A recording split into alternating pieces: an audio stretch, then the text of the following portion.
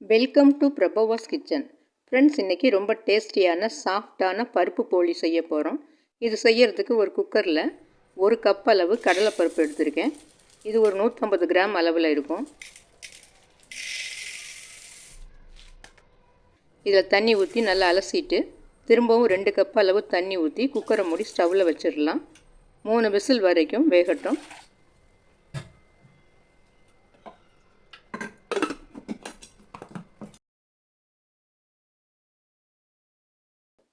இப்போ அது வேகிற நேரத்தில் போலிக்கு மாவு ரெடி பண்ணிக்கலாம்.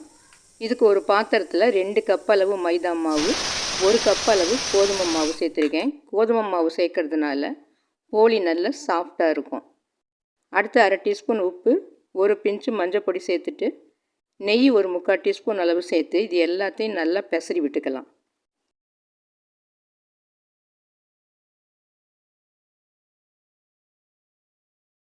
இது எல்லாத்தையும் நல்லா பெசரி விட்டதுக்கப்புறம் தண்ணியை கொஞ்சம் கொஞ்சமாக ஊற்றி மாவு பிசைஞ்சிக்கலாம். இந்த மாவு ரொம்ப கெட்டியாக இல்லாமல் கொஞ்சம் தளர்வாக பிசைஞ்சிக்கலாம். அப்போ தான் போலி தட்டுறப்ப நல்லா போலி விரிஞ்சு கொடுக்கும், சாஃப்டாக இருக்கும்.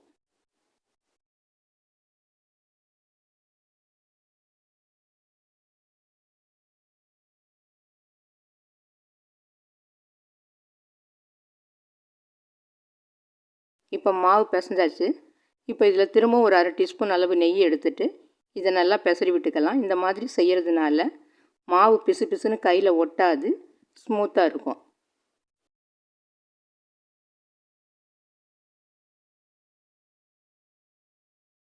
இப்போ இதை ஒரு பிளேட்டை போட்டு மூடி ஒரு பக்கமாக வச்சுட்டு நம்ம பூரணம் ரெடி பண்ணிக்கலாம்.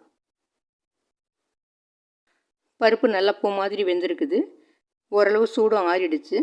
இப்போ இதை மிக்ஸி கப்பில் போட்டு ஒரு 3 ஏலக்காய் சேர்த்து அரைச்சி எடுத்துக்கலாம்.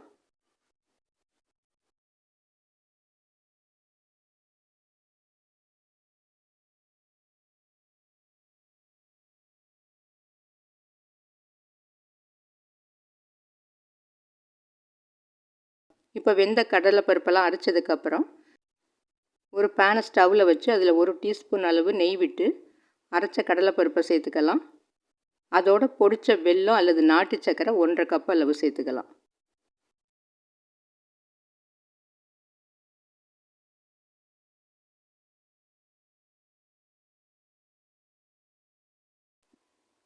இப்போ இது ரெண்டையும் ஒன்றா நல்லா கிளறி விட்டுக்கலாம். இந்த சூட்டில் வெல்லம் நல்லா மெல்ட் ஆக ஆரம்பிச்சிடும்.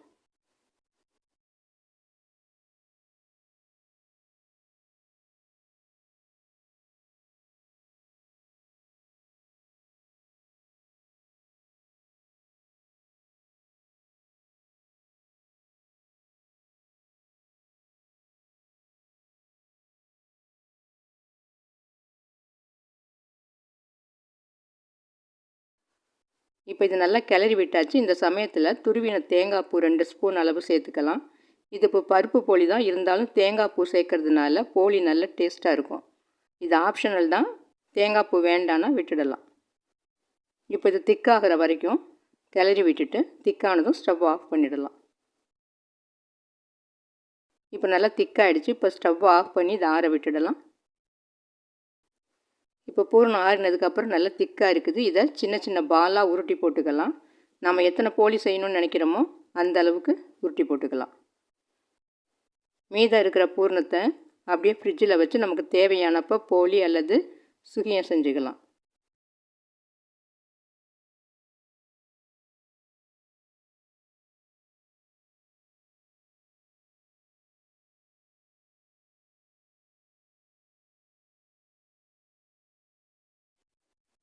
அடுத்தது மாவையும் சின்ன சின்ன உருண்டையாக உருட்டி வச்சுக்கலாம். இந்த மாதிரி உருட்டி வச்சுக்கிறதுனால போலி தட்டி போடுறது ரொம்ப ஈஸியாக இருக்கும்.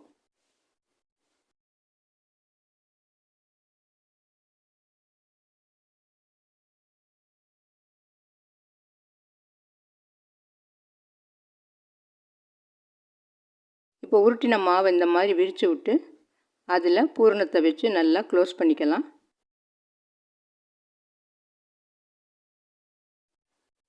இப்போ இந்த மாதிரி நல்லா உருட்டிட்டு இப்போ பாலித்தீன் பேப்பரில் நெய் தடவி வச்சுருக்கேன். இதில் இதை வச்சு விரலில் லேசாக நெய்யை தடவிட்டு மெல்லிசாக தட்டிக்கலாம்.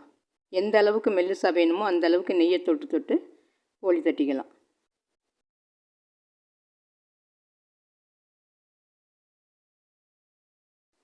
இப்போ நல்லா மெல்லிசாக தட்டியாச்சு. இப்போ தோசைக்கல் காஞ்சிட்ருக்கு ஸ்டவ்வில். இப்போ தட்டின போலி எடுத்து போட்டுக்கலாம். 1 டீஸ்பூன் நெய் விட்டுக்கலாம்.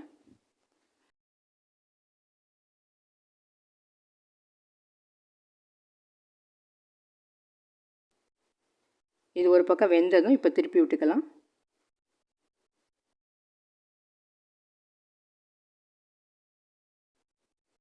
இப்போ போலி 2 பக்கம் நல்லா வெந்துடுச்சு. இதை எடுத்துடலாம்.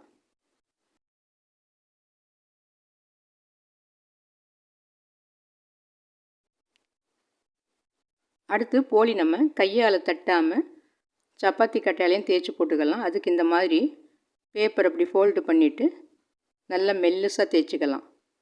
கையில் தட்டி போடுறத விட சப்பாத்தி கட்டையில் தேய்க்கிறப்ப நல்லா மெல்லிசாக வரும். இப்போ இதையும் போட்டுடலாம். இப்போ கொஞ்சம் நெய் விட்டுக்கலாம்.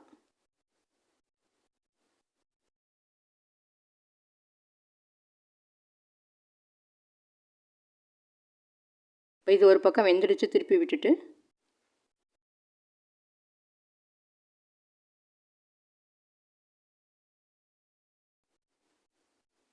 இப்போ நல்லா வெந்துருச்சு, எடுத்துடலாம். பாருங்கள் எவ்வளோ மெல்லிசாக இருக்குது, சாஃப்டாக.